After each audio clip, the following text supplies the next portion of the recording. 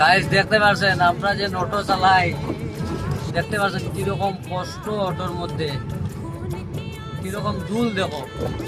ওটা ধুলের মাঝে আমরা গাড়ি চালাইয়া 150 টাকা আর 200 টাকা 250 টাকা রুজি করি। এর মাঝে কত মানুষের কত কথা, এটা শুনলে মানে আর কি হওয়ার মতন নাই। আর কষ্ট তো কিনা কইতাম, মানে হওয়ার মতন নাই। দেখতে পাচ্ছেন কত ধুল।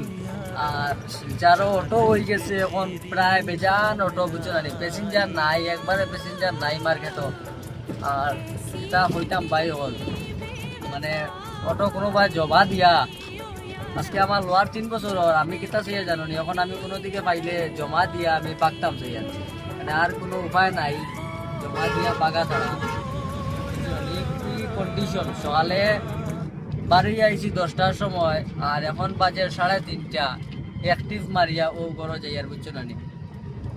আর এটা এমনও অটোওয়ালাইন এখন হইছ মানে হওয়ার মতন নাই, মানে আমি কইয়ার দুঃখ কইয়ার আর কি, বুঝছো না নি।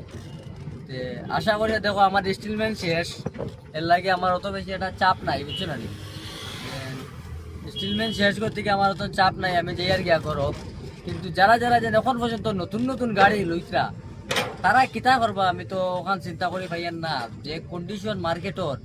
আর এটা কিতা করে জানো নি, যেন অরিজিনাল 30 টাকার ভাড়া অন্য যেন গিয়া 20 টাকায়, আর যেন অরিজিনাল 50 টাকার ভাড়া অন্য যেন গিয়া 30 টাকায়, মানে ওরকম কন্ডিশন শুরু করছো, বুঝছো না। আর প্যাসেঞ্জার মনে করো তুমি লইতাই বইছো এক জায়গাত, যে 3 জন হইয়া আনলে মনে করো যাইতাই কোন রকম যদি প্যাসেঞ্জার যদি এগুয়াই যায়, এগুলো আধা রাস্তার আধা খানো খাড়া করিয়া লইলাই।